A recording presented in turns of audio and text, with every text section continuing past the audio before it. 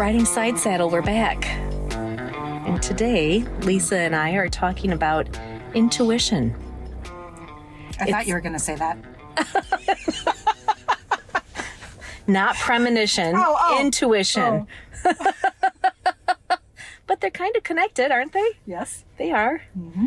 So it came up in it's just a topic that we had wanted to talk about because we talk about these things a lot. And I had an experience over the weekend. I was traveling out of state, so I'm, taking a plane, and we had some bad weather here. And I called the airline to see, because my flight was delayed and it was going to interfere with my connecting flight.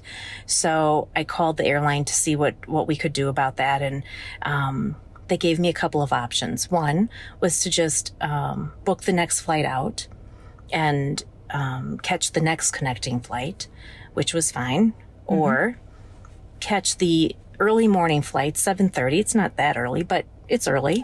Because you got to be there early, and it's not like security and you got to get through all of parking that. And all the fun stuff. And the airport is at least an hour from where I live, and so that now we're at leaving the house at 5 a.m. Yeah. So but I would get to my end destination still in the morning. So I'm already going to lose the day because of weather, so I can't leave when I was scheduled to leave. And I was going to get in kind of late at night anyway, so it wasn't that day, the day I was scheduled to leave.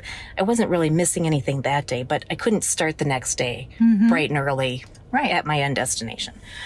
So, and then having to get up early and be at the airport, I was like, I don't know, I don't really like that idea.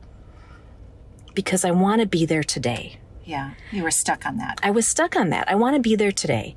And there's still a chance I could get there today, even though I'm looking at the radar and I can see there is no way flights are going to be leaving tonight. There's no way. It was nasty. It was terrible. Yeah. There were tornado warnings. Yes. There was a funnel cloud sighted just a couple of miles from where I live, and it was bad. So rather than just listening to my gut, which said, take that 7:30 flight. So let me back up just a little bit. When I first called the airline, it was a 17-minute wait. I was like, whew, that's a long time. Okay, all right, 17 minutes. For hold time. For hold time. Okay. So I held for a little bit. Well, for a little bit. And then they gave me the option for them to call me back and I wouldn't lose my place in line. And so I chose that. So it was maybe like about, 25 or 30 minutes later, they called me back. And she said, well, I could get you out in the morning flight. And I'm like, nah, I don't want to wait till morning. So, but my gut was like, just take that flight. Just take it. Just do it. Scrap tonight. Have a nice evening. Go to bed. Get a good night's rest. Get up early and go. I already, my gut was screaming at me, take the flight. I didn't. Of course you didn't. Because I wanted what I wanted. Right. And this was jacking up your plans. And now I'm missing out on a day. Exactly. Right. And I'm going to visit family and they're scheduled to come and get me. And I just wanted to be there. So wait a little bit, and the weather, the radar is getting worse and worse, and the weather's getting closer and closer. I better go to the airport now. Even though I can see my next flight is also delayed, I better go to the airport now because I don't want to get stuck driving in that terrible weather. So I'll go to the airport now, even though it's super early before that flight is even scheduled to leave. And I can see that the plane that I'm supposed to be on has not even left the destination.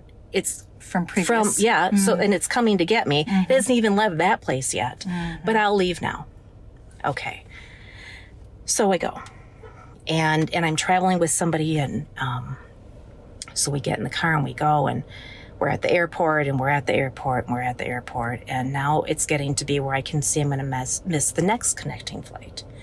So call the airline back. Now it's over an hour wait. And the first time I called, it was 17 minutes, and it was about half an hour before they called me back. And I thought, an hour, based on the first call back time, that was double what they estimated. I might be sitting here for 2 hours waiting for a call back. Right. Good grief. Well, it is what it is. I have to find out how I can get out of here. Right. Right. You're committed. Where's the next flight? Right. So call, I'm on hold. They finally call me back. And the whole time I'm thinking, if I had just listened to my gut, I wouldn't be at the airport. And I drove over an hour to get there. We didn't stop for dinner because we were in a hurry to beat the storm. So now we're hungry. Milwaukee Airport is really small. There's nothing open, despite the fact that it says it's an international airport and it's a Saturday evening. There was literally one place to get some chips and, a couple of sticks of cheese. It was not dinner. And chips as in like potato chips, not even French fries, no, right? Like something a little bit more like these sustaining. are American chips, right? And they are not great. So, yeah, probably expired and expensive. Really true. Expensive. That's true. And you know about chips. I mean, it feels like a full bag, and you open the bag, and there's 4 chips in there. And it's not. I opted for a travel pack of chicken salad, which was a terrible idea. It's just, the whole thing was terrible. And the whole time I'm thinking, if I had just listened to my gut that said, catch the 7:30 flight tomorrow morning. So I don't. She says, so I'm talking to the agent. She says, you're not going to miss your flight yet. So the flight hasn't left from they were leaving from Atlanta to come to Milwaukee. The flight hasn't left there due to weather, but it looks like it's clearing up there. As long as things are clear where you are, you'll still leave on time and get to Atlanta to catch your connecting flight to where you're going. And I said, but we do have weather. Right. And it's bad weather. Right. And she said, well, you'll probably still make it. You've got a solid 45 minutes. You'll probably still make it. Bless her heart. I know. Because at this point, that's what you really wanted to hear. It was what I wanted to hear, even though I knew it wasn't true. That's what I wanted to hear. And it's not like she had a lot of alternatives. There was bad weather all over the country. It was not just like one or two little cities. It was just bad. So we're going to stick to the plan, which is now Plan B. And watching, checking the app, refreshing the app, delayed, still delayed. And Eat a potato chip. Yeah. And then canceled. Oh. And now it's 11 o'clock at night. And you're in Milwaukee. And I'm in Milwaukee. An hour away from home. Yeah. And I don't know what to do. Because do I go back home? I feel like I've committed to being on a plane somewhere, but now there's nothing. So I call back again. Hour and 20-something minute wait. Oh, well, I guess I'm committed to that too, because I have to reschedule. They canceled my flight. There's no more information. I can't choose another one. Mm-hmm. So, and when I look on the app, all the other flights for tomorrow, they're not getting there till late in the day. Well, again, I'm thinking I could have been there in the morning if I had just listened to my gut. I would have had a drink in my hand. There wasn't anywhere open. Sitting at home. Oh, at home. I would have been having a drink in my hand. Yes, I could have had a really, really lovely evening. Had dinner with my husband. Had I listened to my gut. Right. But I didn't, because I wanted what I wanted. Even though I knew what I wanted I couldn't have, I stuck with what I wanted instead of listening to my gut. The universe was like, you're not getting out tonight. You should make the best of it. No, I'm not making the best of it, and you can't make me. Well, great. Don't tell me what to do. Don't tell me what to do. So I sat in the Galdang airport for 6 hours. I drove home through the thunderstorm because it's raining terribly, horrible storms, and I don't get to bed till almost 1 a.m. Now, the new flight that I'm scheduled on is leaving a different airport, which means my entire trip had to be rescheduled because I can't leave from Milwaukee if I'm going to get there anytime tomorrow, because now everybody's trying to reschedule. So I can't leave from Milwaukee, which is where my flight was coming home to. I'm now leaving from Appleton, so my return flight has to be changed because I can't fly into Milwaukee when my car's in Appleton. So the whole thing is now changed. Now I have to be up at 3 a.m. so I can catch the 5:30 flight from Appleton. Which is like an hour and a half. Which is a little more than an hour from where I live. Okay, about an hour and less than 10 minutes. Hour and 7 minutes or something. So about equivalent then. Yeah, they're pretty equidistant. So the rub is I'm going to fly from Appleton to Detroit to LaGuardia to Nashville, which is my end destination. Instead of just listening to my gut, My intuition said, take the 7:30 flight. All of that could have been avoided. So when I get up the next morning, I mean, let's face it was a nap, if that, because the storms were still rolling through. So I was woken up by lightning and thunder and, And you were stressed. And I'm stressed. And it was only going to be at most 2 hours of sleep anyway. I wake up and I don't have notification for my return flight. So something's happened. They haven't actually booked me on a return flight. I can't come I can't take the flight coming home that I originally scheduled because my car won't be there. So, and it was going to get in at 12:30 in the morning. So I couldn't even have somebody come and get me. Like, that's just not fair. Right. My husband had to work the next day. He was definitely not coming to Milwaukee to get us. Like, that just wasn't a thing. So now I'm on hold with the airline again. I haven't even had coffee. I haven't even had 2 hours of sleep. And had I just listened to my intuition, none of that would have happened. You got your None way. of it.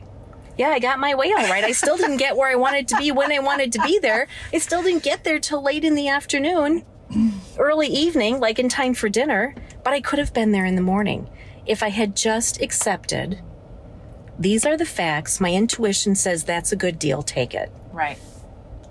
Right. It reminds me of those memes that you see sometimes, like on Facebook as you're scrolling through, where your guardian angel is like exasperated and like, Yes. Are you fucking kidding me? I have given you the sign. I have given you the sign to the sign. And now you're asking for a sign of your sign. Yes. Then the sign I already gave you, and you still won't fucking do it. Fine. I guess you're going to LaGuardia. Right. Your call. You do it Okay, your way. great. You do it your way, sister. LaGuardia it is to get to Nashville from Milwaukee. Right. Nice. Right. Yeah. From Appleton. From even. Wisconsin, I should Right. say. Yeah. Right. Yeah. Listen to your intuition. So as all of this is unfolding, I'm saying to my travel companion, if I had just listened to my gut, none of this would be happening. I knew it. I knew I should have taken that first offer. I wouldn't have been on hold for literally hours. Right. With Among the the airline. three of them, Right. it was like a half a day. Oh, Right. hours and hours. It was probably 4 or 5 hours solid. In addition to the time, once you get through to the agent, now you're on hold again while they're trying to find Figure it something out. that works for you. Right. All of that could have been avoided had I just taken a page out of my own book I'm constantly preaching about. Listen to your intuition. The universe has your back. And I didn't do it. Someday I'm going to be big and I'm going to learn how to listen to my gut. You know what's really interesting though is we do listen to our intuition, though the only time it sticks in your head, the only time where it's like really stuck in your memory is when you don't. Right? There are probably so many times when you're like, oh, I'm just going to do this. This is what I feel like doing, and I'm going to do it. And you do. And then you go about your merry way. And there isn't a particular sticking point to say, well, thank goodness I listened to my intuition because things are just going smoothly. But really, like, for instance, as an example, this happens to me all the time where I'm driving someplace and I traditionally take a particular route. And all of a sudden in a moment, it will be like, we'll turn here instead. And I do that, right? I turn there and, everything seems to be fine. Not really anything extraordinary happens. But had I not done that, was it that I was preventing an accident? Was it that I was going to be delayed in some way? What could have happened had I not, just decided something's telling me to turn here instead of my traditional route, or leave 5 minutes early, or, whatever the case is.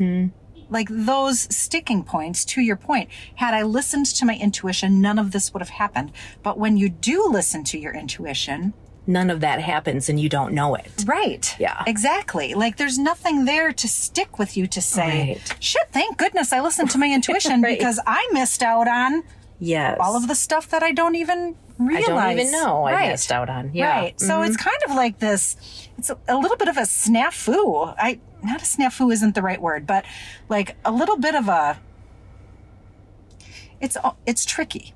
Mm-hmm. Because when you do listen, you don't know what the negative alternative, or if there Right. would have been one, is. There isn't a pain point then. Yes. Mm-hmm. Exactly. Mm-hmm. And because we're humans and we learn things, unfortunately, the hard way a lot of the time. Sign me up. Good grief. Right. It was painful. If I have a choice, right? The hard way or the easy way. Yes. Give it to me Well. the hard way. 2 times. Right. Exactly. Let me really get it. Oh, gosh. That. Yeah. That's Yeah. fair. Yeah, it is fair. Yeah. And I would like to really think that at some point I will get much better about listening to my intuition, even in situations where what I want is different than what my gut says. Just accept it. This is better for you. Eventually we got where we were going. It was 9.5 hours, which took longer to fly there than it would have had we just driven there. Yeah. It was 5 airports and a lot of, takeoffs and landings, which, let's face it, that's the worst part of flying. All of it could have been avoided. Yeah, that's fair. And I'd like to think that I will take that experience the next time my gut says do this, when my ego and my want says, no, but I want this instead. I'd like to think I would be like, well, but it'll work out better. You'll still get that. Maybe not in the same way, but you'll still get it. Remember the airport. There's a meme or a meme that's happening right now where your guardian angel or your spirit team is looking at you like, okay, all right. Yeah. We'll remember this Sure, next time. girlfriend. We heard that before. Smoking a cigarette. Yeah, right.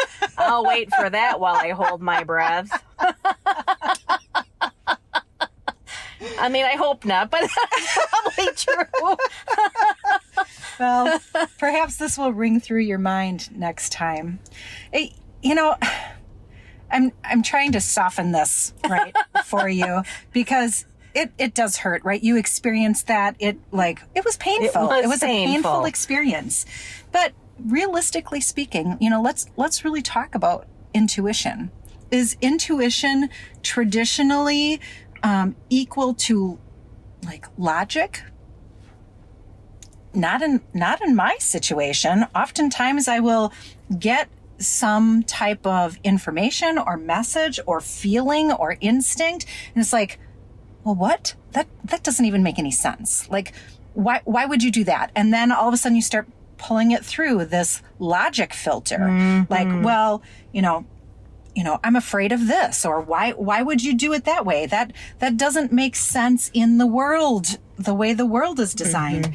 And then you dismiss, right? And intuition oftentimes isn't a loud booming voice. It's a little sense or a feeling or just a knowing of sorts. Yeah, just a moment of oh.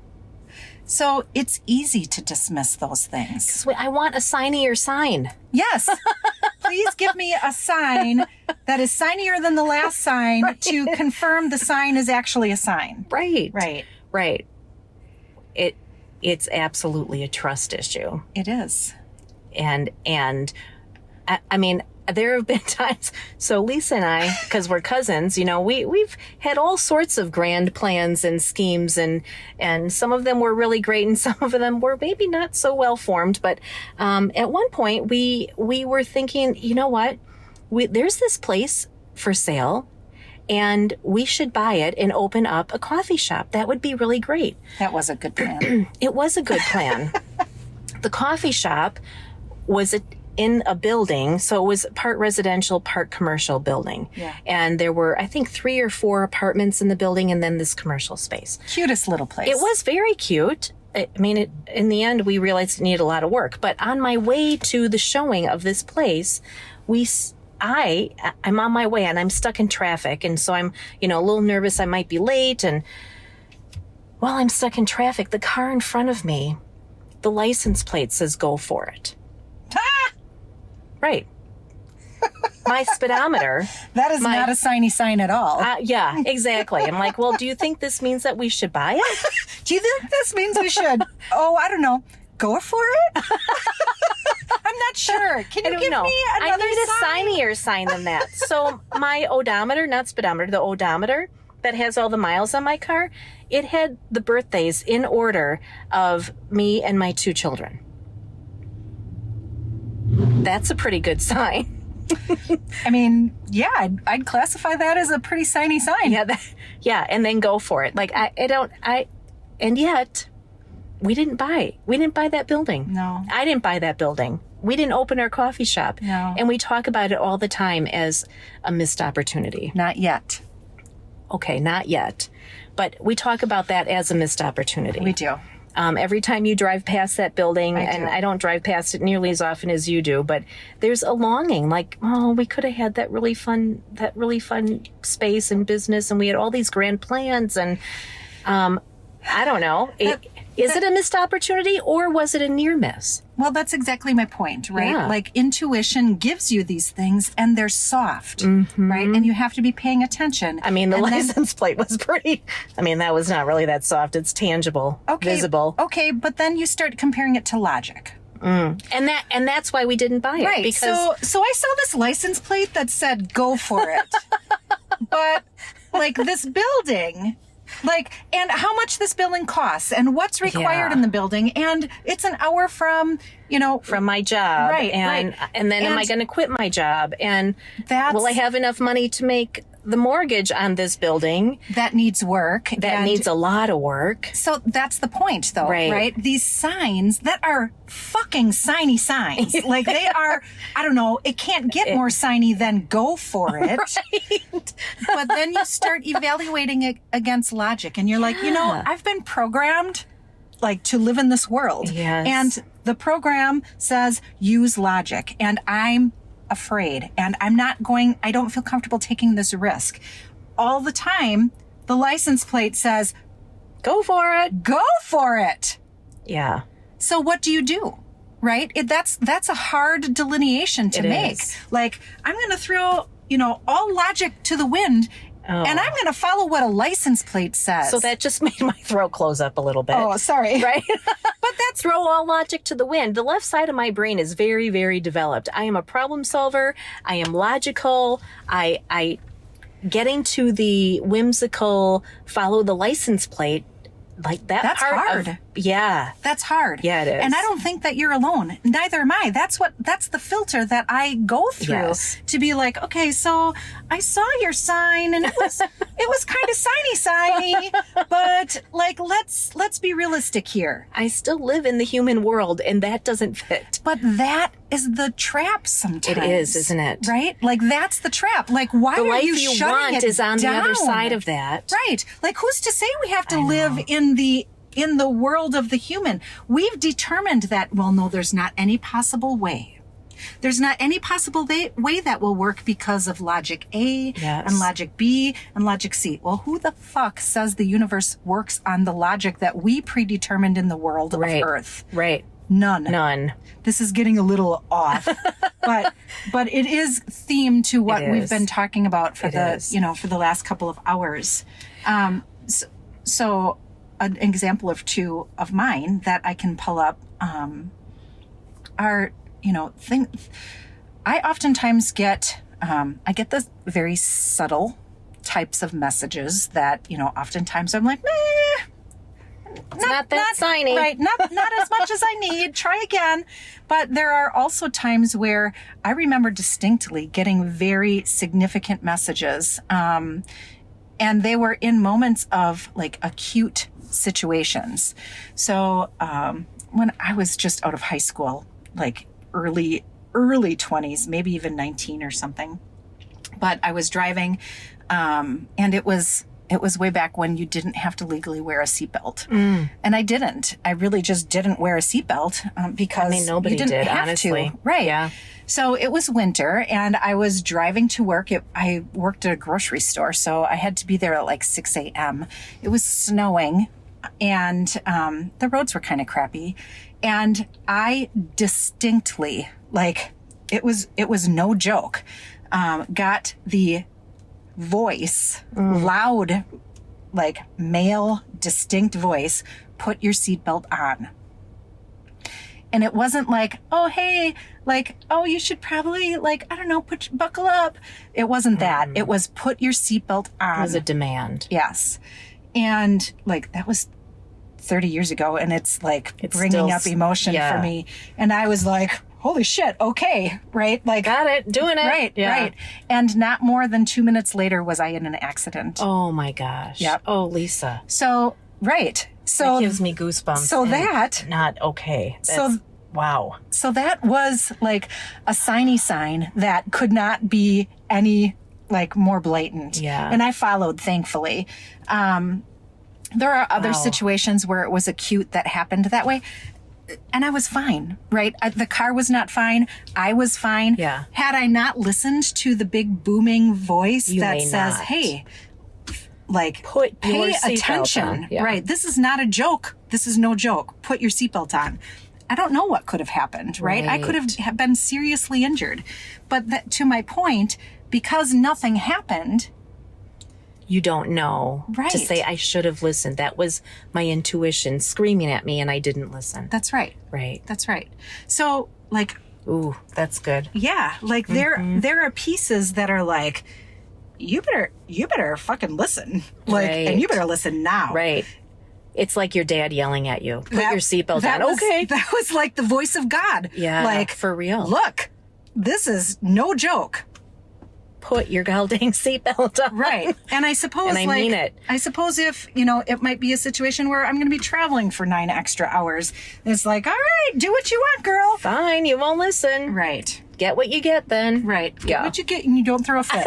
Well, I did throw a fit. You did it to yourself. And the whole time I was saying I did this to myself. Yeah. Yeah. Yeah. So it was a learning lesson. Yeah. Right. To be able to follow intuition. Yeah. Um, Well, not only did I want to get there, but I was traveling with somebody and she really wanted to get there. And so I allowed an outside influence also. Not only did I want what I wanted, even though I was like, we just should take it, just take the next morning flight. right. I let somebody else She help was me make that excited. decision. Yeah. She was excited. And our family who was waiting for us in Nashville, they were excited too. And I didn't want to let everyone down and maybe we can still get there. And I was just hanging on to that little sliver of hope that somehow the radar was wrong. Well, it wasn't wrong. Yeah. Of course it's not wrong, but, yeah. Go ahead. Sometimes I just wonder, right? Like those are really great examples of intuition calling you and telling you, and whether or not you listen to them. But I think also, like, this topic, the title is like, find your intuition. Like, it's not even as difficult as finding your G-spot. Right. Which is difficult. But that's a whole other topic. At least it's difficult for me. However, like, I think that we've been talking about intuition versus logic and how those can feel very polar opposites sometimes. But to find your intuition, right? It's there. You don't really have to find it. It's there It's waiting there for you. everybody. I think a lot of it is creating the space. Absolutely. Intuition isn't often the voice of God booming at you to put your seatbelt on. Right. It is like a thought or a vision. Like, you see words, right? I do see words, When yeah. your intuition is telling you something, Right. they flash a word in front of you. And that can be dismissed really easily if Yeah. your mind is too much moving in logic. Like, you might not even recognize it. Right. Like, I will get a vision of something, like a visual experience or a deep feeling. Right. I will, like, as silly as it sounds, I will start to cry. Like, there will be a deep sense, and I know that that's intuition. I get goosebumps. Yeah, right. However, you have to create the space to allow that in. Absolutely. And it isn't that it's not there. Just like your G-spot, it's there. It's there. It's a matter of creating the space for it to come through, right? Yes, right. And that can be meditation, which I am frankly horrible at, right? It's a practice. You have to you have to create the space for intuition and meditation. It isn't like, oh, I'm going to meditate right now and then I'm going to turn that off in 15 minutes. It's not that. It's outside of logic, outside of left brain, and it is less about forcing and more about allowing. Absolutely. And I think it gets, in the current world we live in, with all of our electronics and all of this information so easily at our fingertips, and always looking for more information and feeding ourselves with that, turning your brain on silent for a little bit so you can feel and not think is really difficult. It's hard to sit still and do nothing. Literally do nothing. Right. And not even think. And your brain, right. Like when I sit still, oftentimes my brain is like, oh, don't forget this, or this is what's going to be happening later, or I wish I wouldn't have done something this way, or I wonder how much that thing costs that I've been wanting to buy. Yeah. Or why the hell did my husband say this earlier? Right. Now I have to go feed the dogs in 15 minutes. Or I have an itch on my nose, or whatever it is. It's really a challenge to be able to come into silence, right? It is. Have you had any experiences where you went with something until you hit a closed door? It's open door, all the way through to the end, or open door, closed door. Have you had any experiences like that? This is a good one. Yeah, riding side saddle is a really, really, really, really good example of, I don't know, why the hell not? Nobody's telling us no. Keep going. Keep going until we're told no. I'm really good at telling myself no. Yeah. Putting up roadblocks. Oh, gosh, yeah. When I bought my first house, my younger brother, he's 2 years younger than me, he bought a house. And I was kind of bemoaning, well, I'll never be able to buy a house. I'm glad for you. You found a great deal, but I never will. And he said, you make enough money. You would probably surprise yourself. Maybe you should just go to the bank and find out. Why are you telling yourself no? You aren't the banker. Why don't you let somebody who has the money tell you no?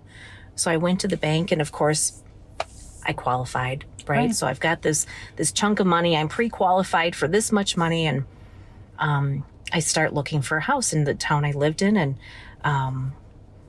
the first house I looked at was really small and on a really busy road. I'm like, no, I don't know.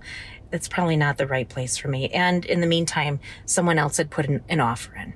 Second house, busy road, bigger house, but they had completely disassembled the whole kitchen. There weren't any cabinets, and all the windows were painted shut. So it was going to be a lot of work.